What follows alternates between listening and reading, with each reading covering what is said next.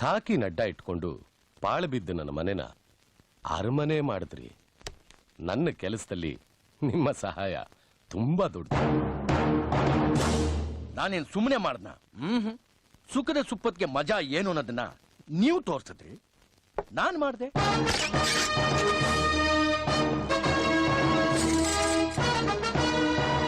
Central ಜೈಲಲ್ಲಿ silver ತಟೆ ತಿನ್ನೋ ಮಜಾ ಏನು ಅಂತ ನಾನ್ ತೋರಿಸ್ತೀನಿ. ಖಾಕಿ ಮೈ ಮೇಲಿದ್ರೆ ರಕ್ತ ಕುದಿಯತ್ತೆ.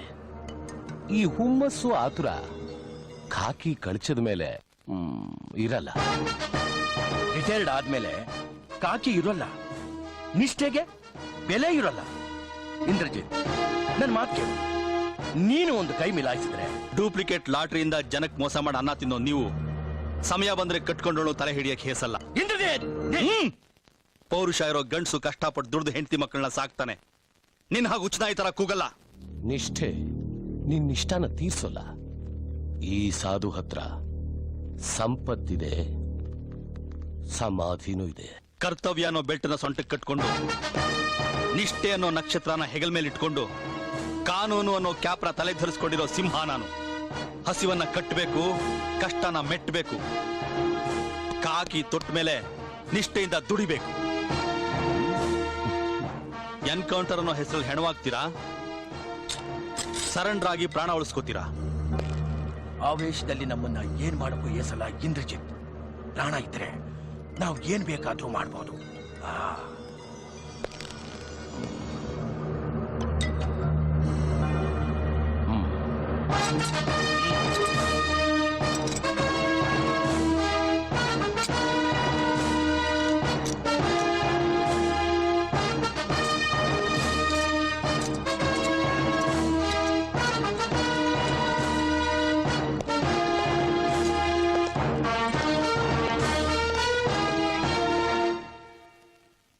ಯೋರ್ ಆನರ್, ಈಗಾಗಲೇ ಲಾಟರಿ ಅಂಗಡಿ ಮಾಲೀಕ ನೀಡಿರೋ ಹೇಳಿಕೆ ಪ್ರಕಾರ ನಕಲಿ ಲಾಟರಿ ಪ್ರಕರಣದ ಮುಖ್ಯ ಆರೋಪಿಗಳಾದ ಇನ್ಸ್ಪೆಕ್ಟರ್ ಸೋಮಶೇಖರ್ ಹಾಗೂ ಸಾಧು ಶೆಟ್ಟಿಗೆ ಕಠಿಣ ಶಿಕ್ಷೆ ವಿಧಿಸಬೇಕಾಗಿ ತಮ್ಮಲ್ಲಿ ವಿನಂತಿ. That's all your honour.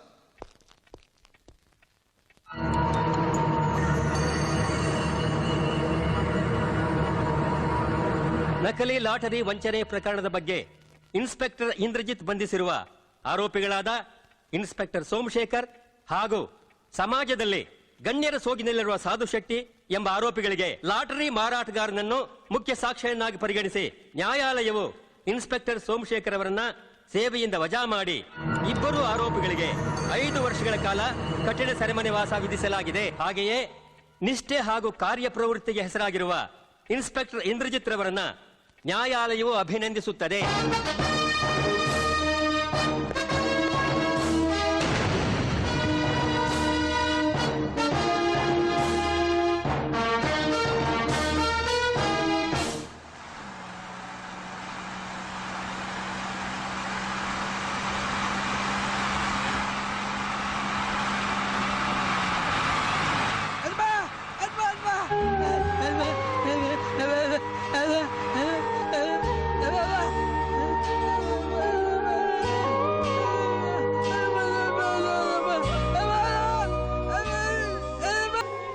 ನಿಮ್ಮಮ್ಮನಿಗೆ ಈ ಹಾಡು ಅಂದ್ರೆ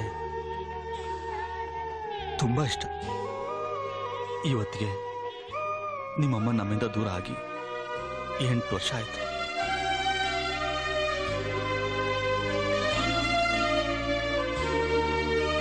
ಅಪ್ಪ, ಅಮ್ಮನ ನೆನ್ಪು ಮಾಡಿ ನಿಮ್ ಮನ್ಸು ನೋಯಿಸ್ಬಿಟ್ಟೆ ಅಲ್ಲ. ನನ್ನ ಜೀವನದಲ್ಲಿ ನೋವೇ ಇರಬಾರ್ದು ಅಂತ ನಿಮ್ಮಮ್ಮ ನಿನ್ನ ಕೊಟ್ಟು ಹೋಗಿದ್ದಾಳೆ. ಹೋಗಾಟ ಆಡ್ಕೋ.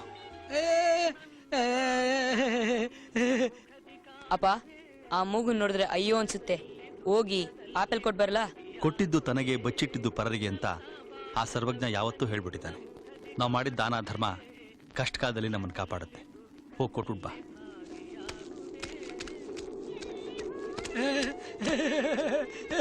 ತಗೋ ತಿನ್ನು.